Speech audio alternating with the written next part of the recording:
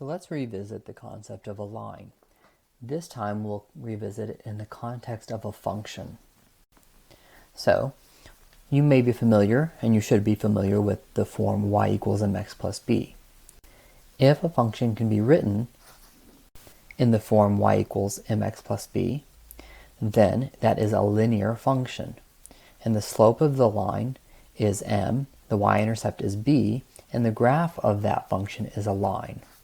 If a function cannot be written as y equals mx plus b, then it is considered a nonlinear function. So in these examples, let's first start off with finding the slope and the y-intercept of the functions and then graphing. So first off, what is m? It is the coefficient of x. So m is 3/4. Notice there is no x with the slope. Then the y-intercept is -6. So we will start by plotting the y-intercept, and then we will use the slope.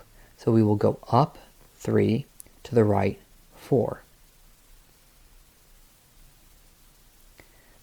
Now we connect those 2 points. If you wanted more points, you could go up 3 and to the right 4 again, or we could go down 3 and to the left 4.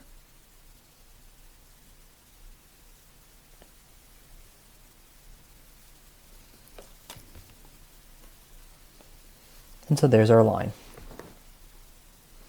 Now, let's look at another one. This time we have g of x equals 5. So the best way to think about this is if we have g of x equals something times x plus b, what could go in for this coefficient of x so that the x term would disappear? And the answer, of course, would be 0.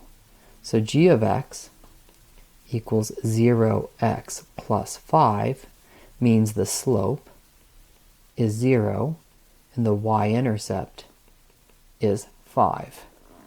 So y-intercept is 5, and then a slope of 0 means that we will have a horizontal line.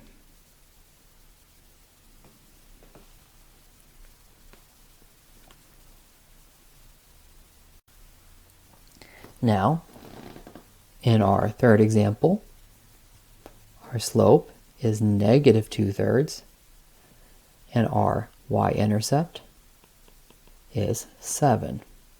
So now, what's it mean to have a negative slope? Well, if I have -2/3, that is because I've divided two numbers and one of them is negative. So I could have -2 divided by +3. So if we start off at 0, 7, I could go down 2 to the right 3.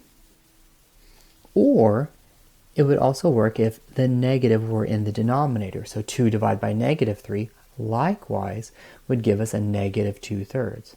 So that would mean I would go up 2 to the left 3. And either way, we end up with the same line.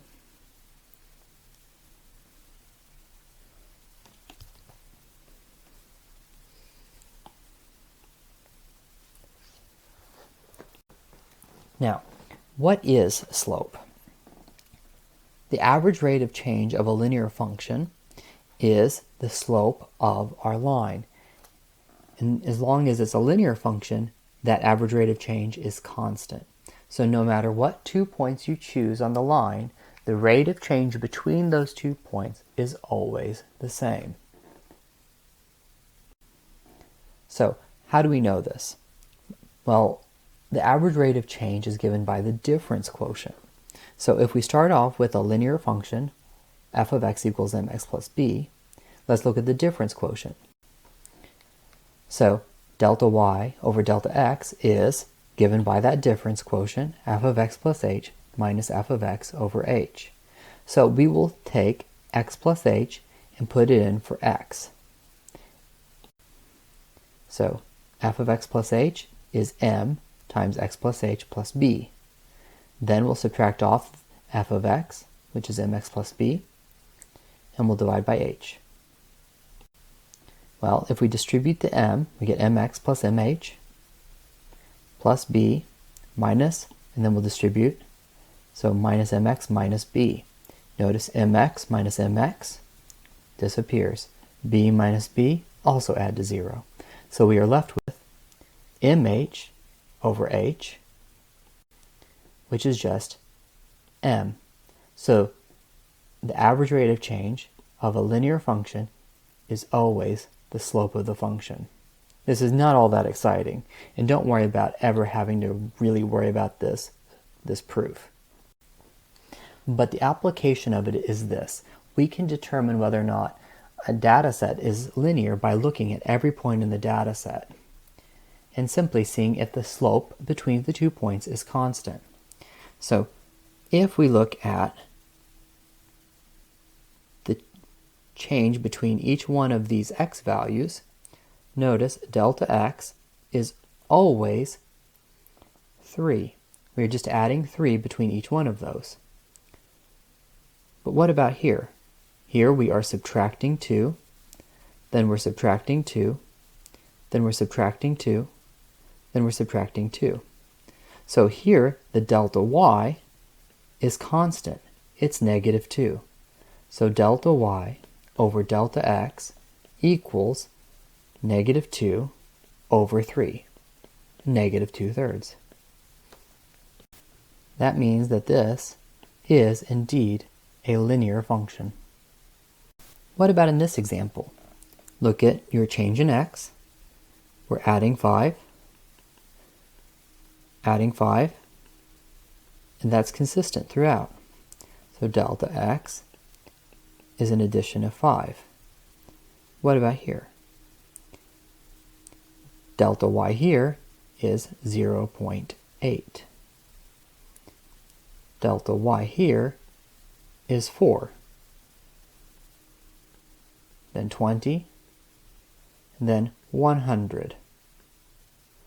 So delta y is not constant for that constant delta x. So this is non-linear.